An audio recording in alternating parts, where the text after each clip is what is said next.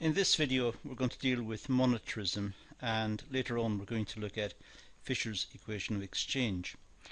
Now these in fact are the subject matter of other videos on the course, but this is a reminder of the type of material that we encounter when we deal with monetarism.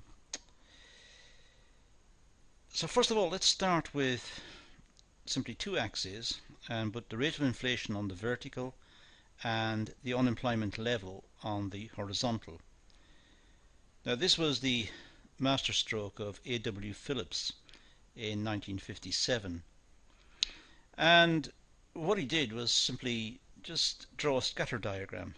He looked at the UK economy, he excluded the war years, and between about 1865 to 1956 or thereabouts, he plotted for each year what was the average rate of inflation and the average unemployment figures, bearing in mind, of course, that these figures were notoriously inaccurate in the early years.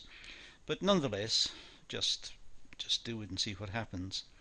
So he plotted a whole series. I've only plotted a few here, as you can see, and each X would represent a particular year. So for 1931 on the bottom right, we see an X, and there was a very low rate of inflation in that year and a high rate of, or a high level of unemployment. So it's quite a straightforward scatter diagram. And then he did something particularly clever.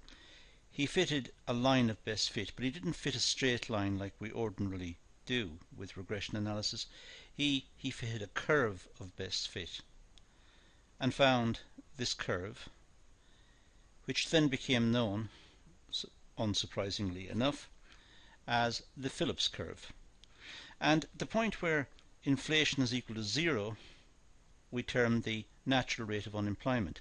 In fact, there are various definitions of the natural rate of unemployment, and we'll encounter some others in different classes, or another one in a different class. But for the moment, we'll just say that's the rate of inflation at which, that's the level of unemployment at which there is no inflation. So we'll just call it the natural rate of unemployment. And this became known as the Phillips curve.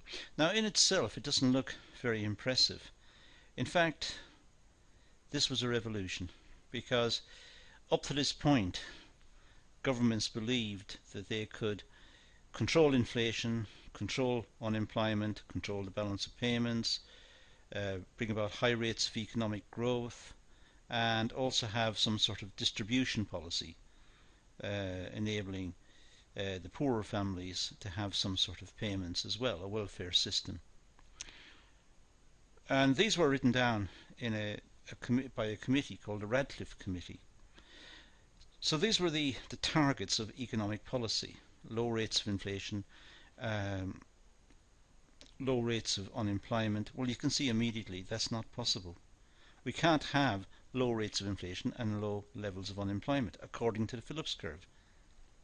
It's never happened, and therefore it's not something that can be done. Now, in addition to this, there were other problems. So not only could the targets of economic policy not be met according to the Radcliffe Committee, and don't forget at this time Keynesian economics had been developed in 1936 by John Maynard Keynes and had become very influential after the Second World War, after 1945.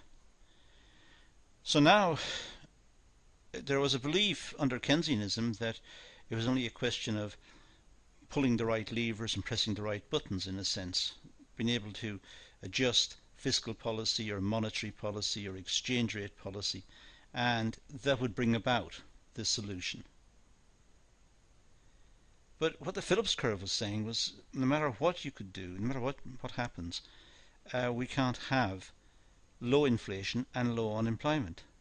There is a trade-off. In fact, according to monetarist economists, it's far worse than this, because the Phillips curve is not a trade-off. It's not the blue curved line we've got here. In fact, it's the vertical red line. Because if the government attempts to reduce unemployment below the natural rate, then inflation will start to rise. I'll just put the cursor onto the screen for a moment. Say the government tried to reduce unemployment to this level here. Well, as you can see, there is inflation. Well, in that case, the trade unions would now negotiate for a pay rise plus an adjustment to cover the rate of inflation. So let's say the rate of inflation here was 4%, just for argument's sake. Now that means that the trade unions might negotiate for 4% for themselves plus 4% to cover the rate of inflation. So they would negotiate for 8%.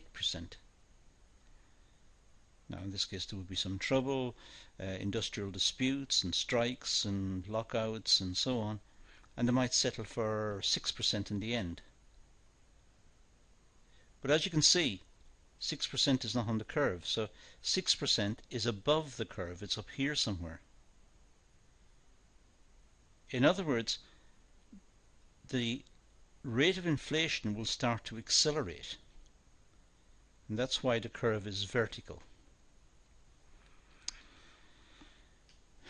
So it's inflationary expectations that is the problem. That's what can bring about the vertical Phillips curve.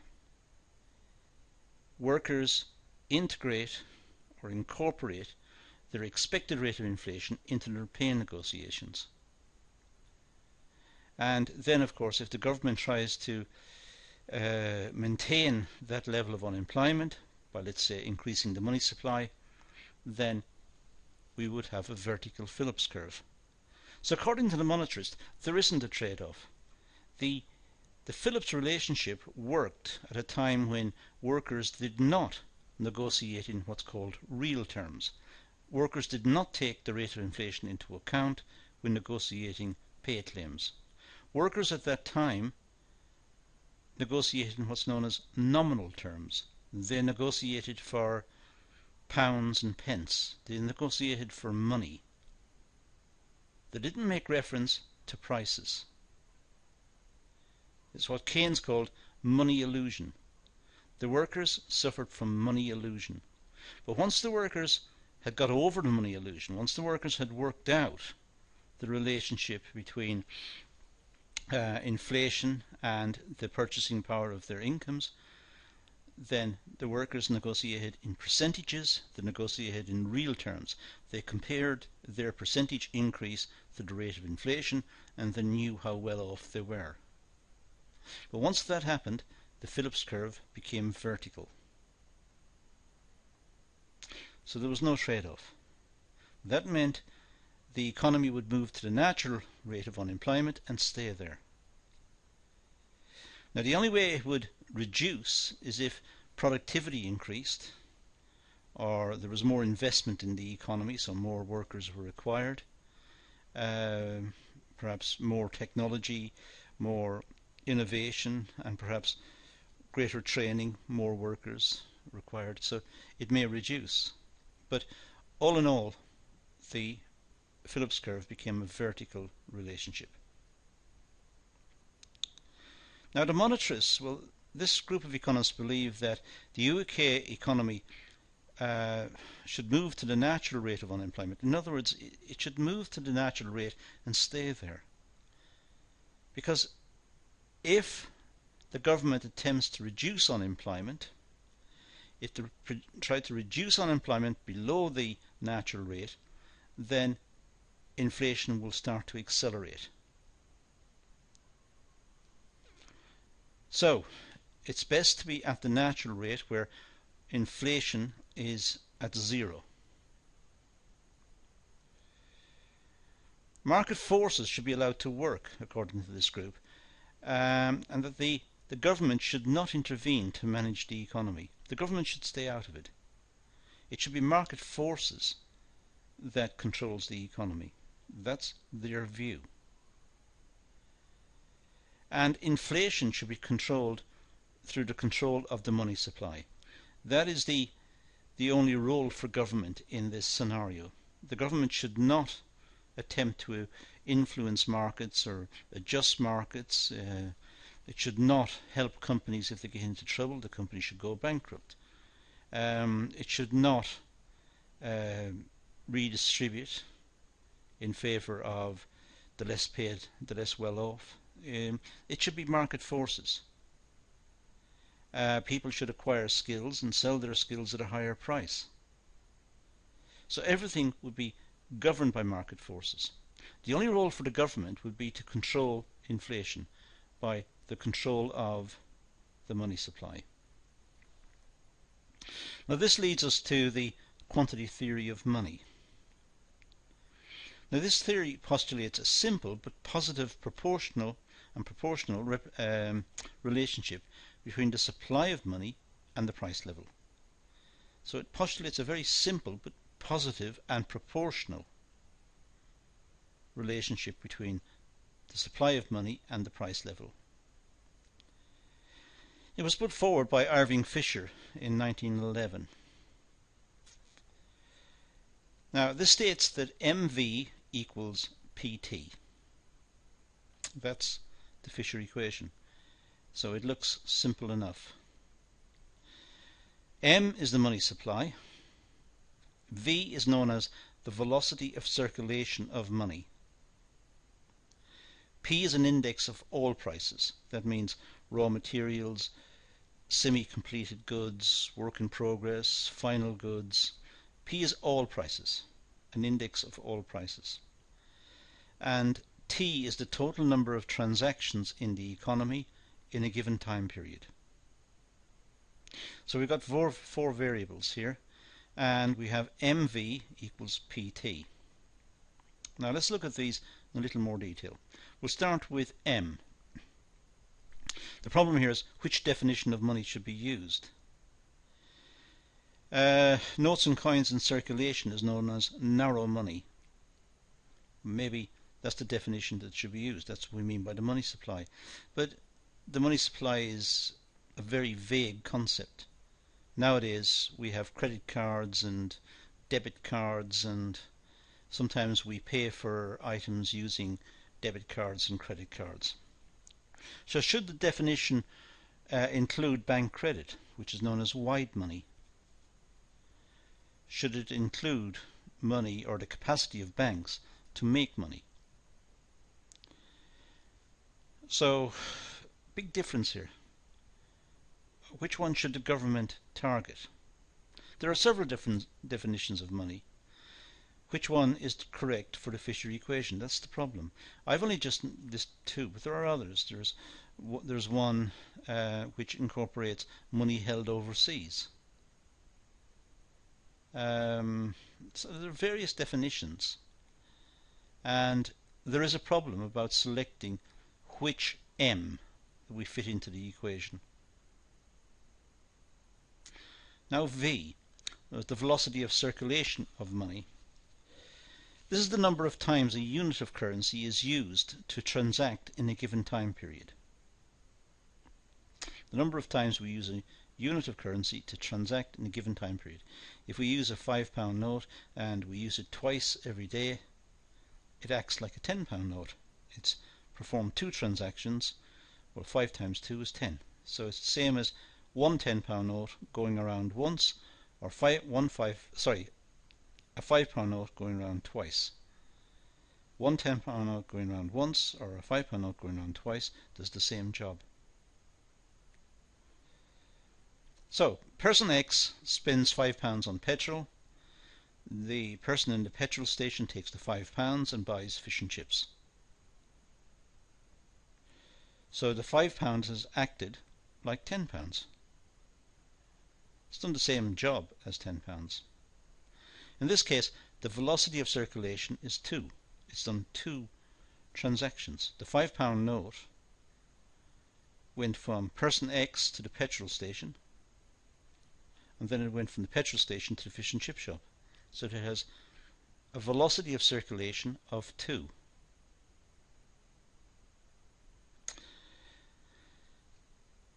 The Keynesians considered V to be a variable. For example, in the festive season, money circulates circulates faster than in February.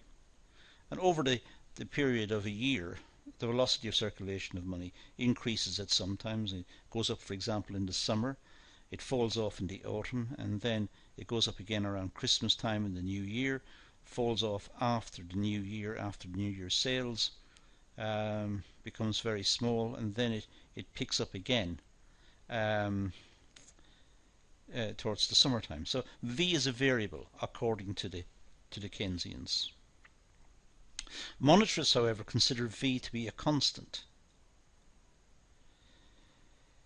Monetarism is a long-run theory, whereas Keynesianism is short-run. And that's the difference.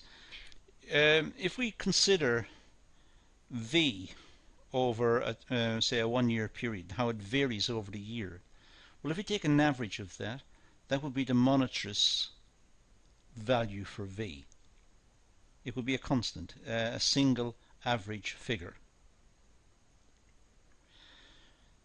So the monetarists would take a very long-run view, look at all of the ups and downs in V due to seasonal factors and sales and slumps and so on, but would average it out. So for the monetarist, it's a constant.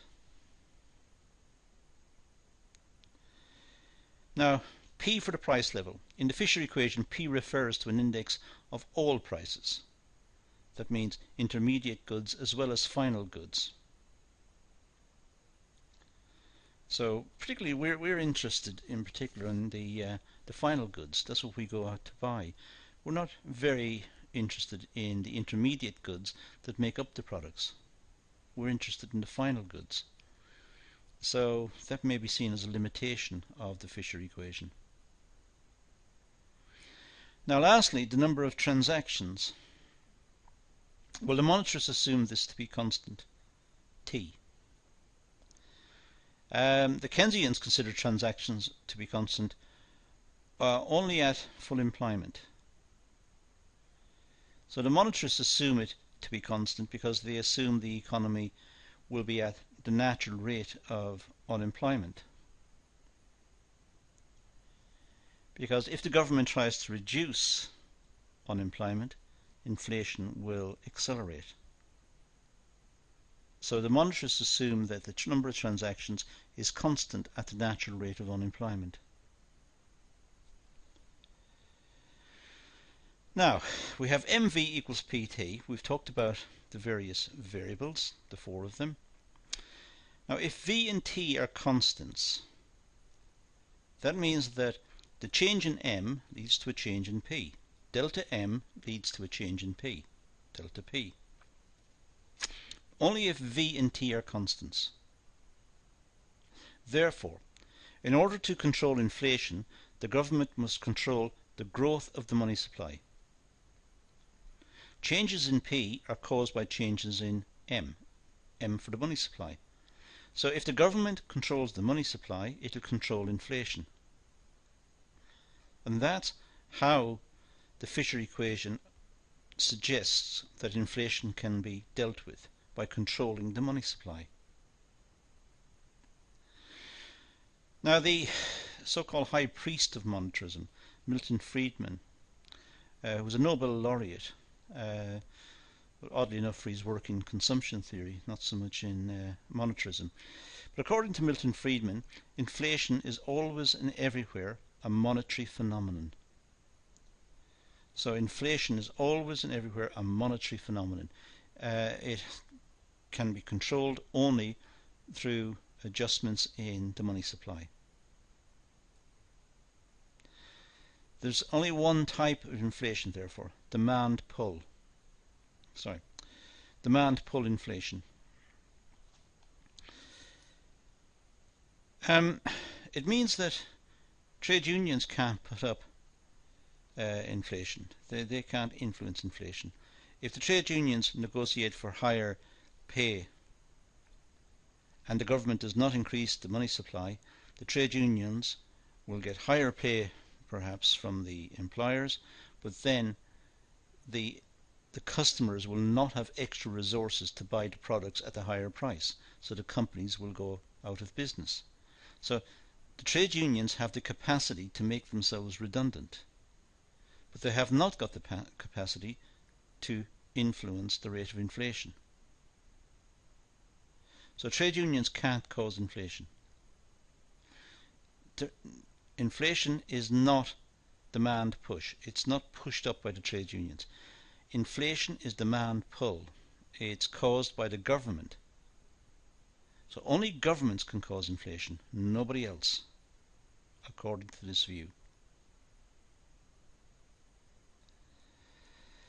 Now, Friedman's explanation for the money-inflation connection. Well, we have delta M, the change in the money supply, leading to delta P, a change in the price level. But how does the relationship come about? Well, there's a so-called black box methodology. In other words, it doesn't really matter how it comes about. The fact is, the figures show that the two are related. And in a sense, that's all we need to know. However, we're a curious set of creatures, and we do want to know what's the mechanism. So we do actually want to know how it works. It's not just good enough to say the two seem to be related statistically and that's it. We want to know what is the relationship.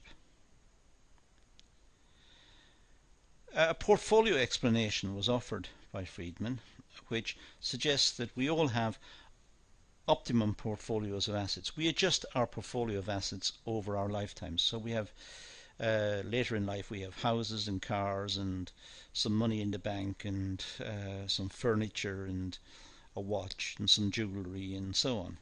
So we have the ideal portfolio. We've managed to accumulate this perhaps after years of working. In the early life, people are constantly trying to acquire the portfolio. In later life, they perhaps have achieved it. Now, if the government increases the money supply, and this works its way through the economy down to households, then the households will have too much money. Their portfolio will be upset. They had an ideal amount of money before, now they've got too much.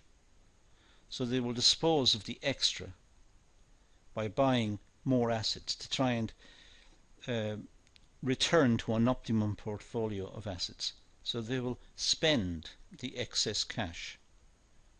But of course, in spending the excess cash, they're creating a demand for the goods and services, which will push the price up.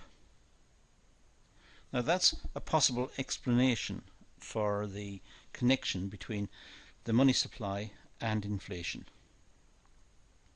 If the money supply increases, individuals will wish to convert the excess into assets, thereby pushing up the prices. Now the criticisms of Fisher equation. Well, we have delta M leads to delta P. A change in the money supply leads to a change in prices.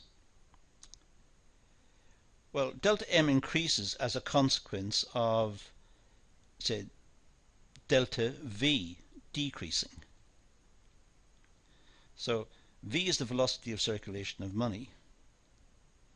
Now if M increases and as a consequence V decreases for whatever reason, so if M increases and V decreases, then P will not be affected, because we have on the one side MV equals PT. So if M increases and V decreases, they're on the same side. So nothing will happen on the other side. P will not be affected. It could be that M increases and as a consequence T increases. It could be the money supply increases, the number of transactions increase. Again, P may be unaffected. So we have all sorts of issues associated with the Fisher equation. It looks simple, but in fact there are several issues that need to be considered. And that's all we're going to deal with in this session. We've talked about some points related to monetarism. We've had an overview of monetarism, and we've had an overview of the Fisher equation and how to control inflation. And that's all we're going to deal with in this video. So let's leave it at that and say thank you for watching.